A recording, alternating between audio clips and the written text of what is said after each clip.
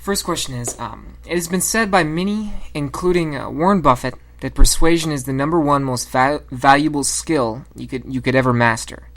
Being the foremost expert on persuasion in probably the whole world, how often do you yourself use persuasion in your daily life with your coworkers, family, friends, etc.?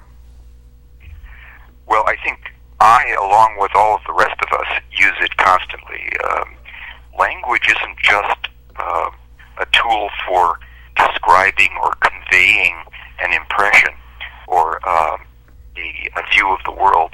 It's a tool for inducing people to adopt that perception of the world. So every time we speak to someone, every time we provide an opinion or a description of reality, we are in a sense attempting to move them into concert with our own. And that's on the persuasion side of it. We also have to be cognizant that we are being influenced. There are influence attempts directed to us constantly in our daily lives. So persuasion is part of the weave and the warp of modern life. Now, you might find this to be a very stupid question, and it may depend almost entirely on circumstance.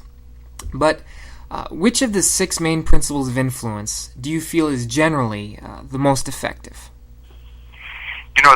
Here's how I would respond to that. There's one of the principles that I think is most frequently employed,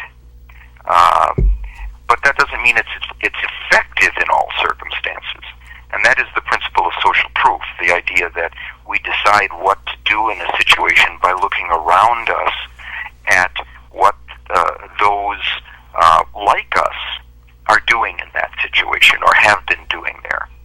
There's a great study that I just saw that comes from Beijing, shows you the cross-cultural reach of this particular principle.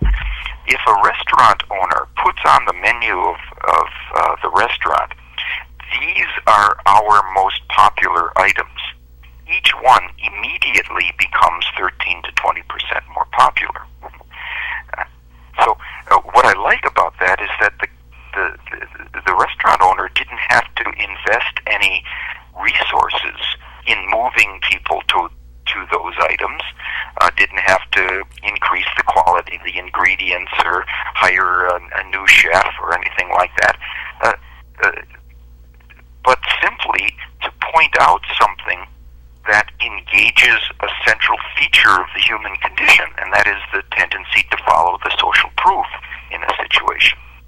So that's the kind that is a universal kind of principle of influence.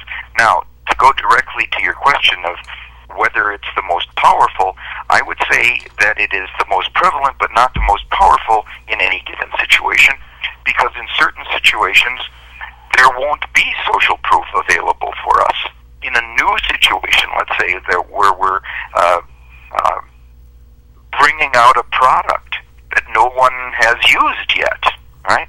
Because it's new. Well, we can't employ social proof.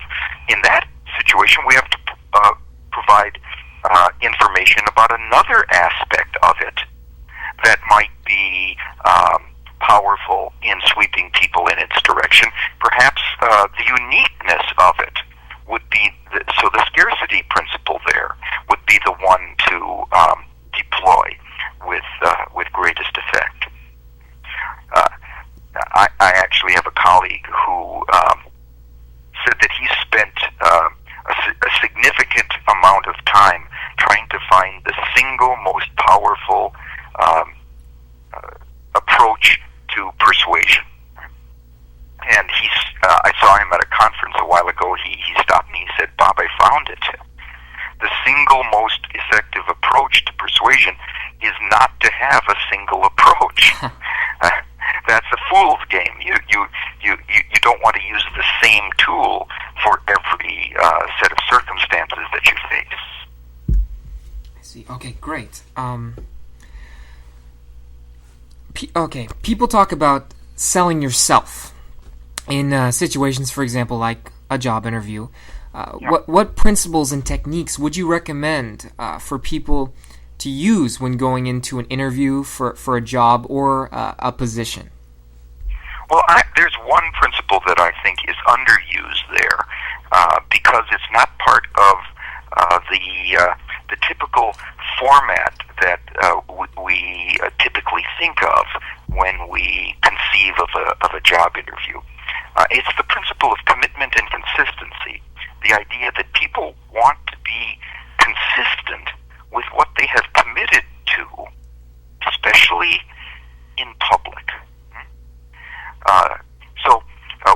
The typical job interview, you go in with your resume in hand and you hand it to the person across the desk who probably already has a copy of it. And you say you're very glad to be there and will be happy to answer any questions that the interviewer might have regarding your background and experience and credentials and so on. That's a very standard approach. What I would recommend is to say exactly that, and then to say, but, before we begin, there's a question I would love to have answered. Why did you invite me to this interview? And then pause. Let the interviewer describe publicly your strengths. What was it about your resume, about your background and credentials that was strong enough to elicit this invitation to recruit?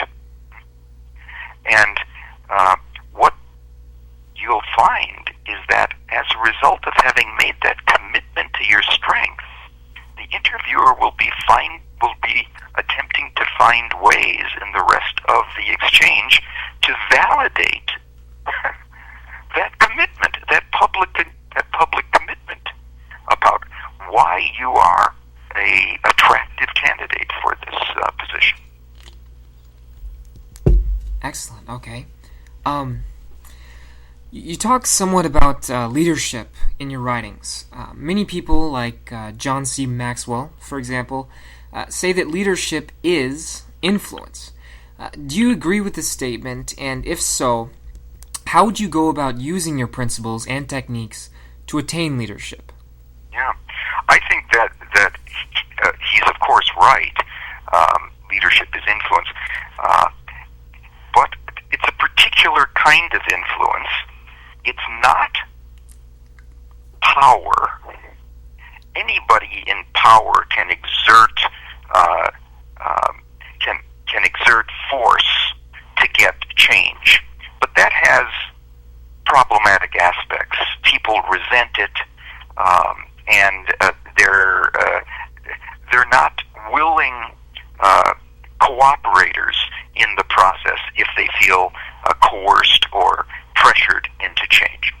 So a genuine leader uses the principles of influence that we've talked about to point to reasons why the direction he or she has suggested will be the best one of the various options. And we can go through some of the principles that we've talked about. For example, it provides a unique opportunity to win a set of advantages in